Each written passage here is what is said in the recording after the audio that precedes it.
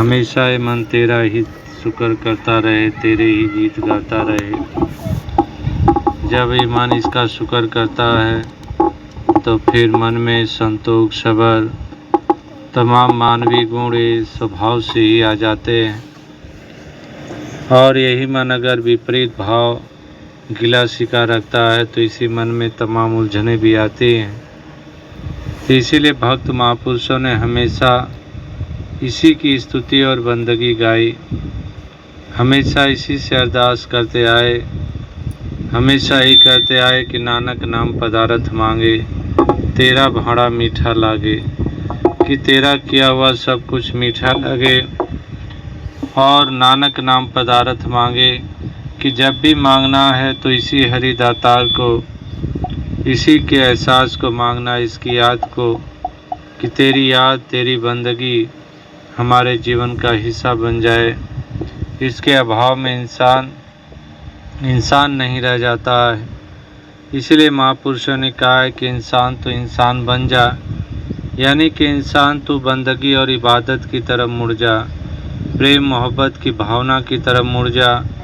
हर पल इसका आसरा, हर पल इसी का एहसास, हर पल इसी का सहारा ये अपने जीवन में बना रहे। तो यही अरदास प्रार्थना की जा रही है कि दातार हमेशा ये मन आपके चरणों की स्तुति करते रहे, कभी भी मन में विपरीत भाव ना आए, कोई गिला शिका का भाव ना आए। हर पल तेरा एक सहारा, हर पल तेरा ही आसरा ये मन लिया रहे।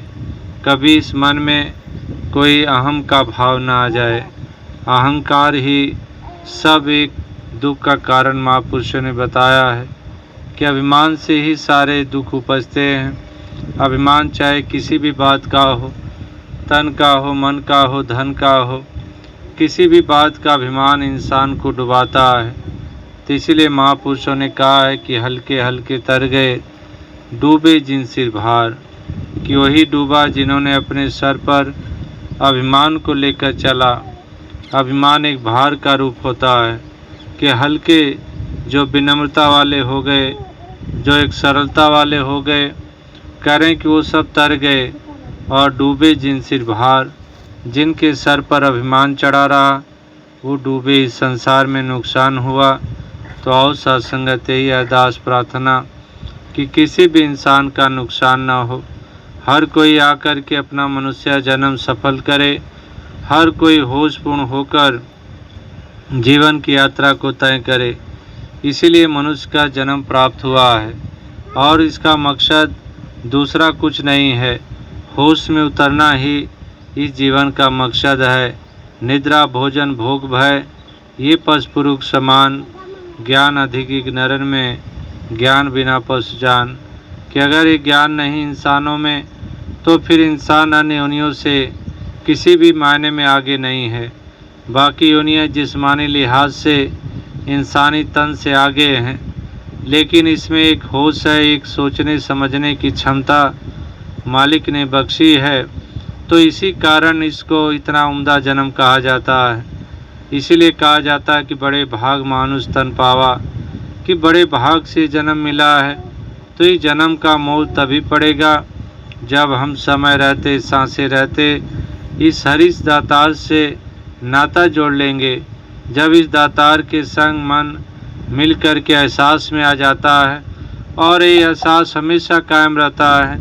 उठत बैठत हर भजो साधु संग प्रीत, नानक दुर्मत छूट गई पार ब्रह्म बसे चीत।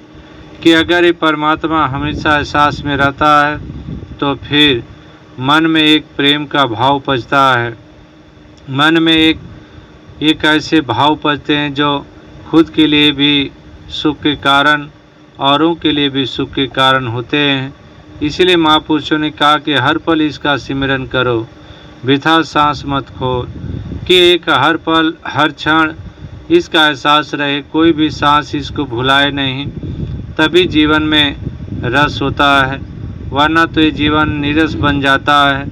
नफरत में, घृणा में जी रहा इंसान नीरस होता है, उसको मुर्दा की तरह गिना गया है कि एक मुर्दा की तरह उसका जीवन में कोई रस नहीं। और दूसरी तरफ जो इस हरि दातार का सिमरन करता है इसका एहसास रखता है, इसकी याद करता है, वो जीवंत माना गया है कि वही जिंदा है जिसने इसको जाना, इसको पहचाना, जिसने जीवन को प्राप्त किया। और जो इस जीवन से अनजान रहे उनको तो एक मुर्दा ही कहा गया। तो आओ सत्संगत, यही अरदास प्रार्थना कि दातार हर किसी को ऐसी सोझी बख्शे ताकि हर कोई इस मूल परमात्मा की तरफ आगे बढ़े, इसका एहसास करके जीवन को सरल और सहज बनाए। जीवन कीमती है और चंद रोज़ा भी है कि कीमती है, लेकिन 4 दिनों का है। ये कोई लंबा समय नहीं है कि चलो बाद में काम कर लेंगे।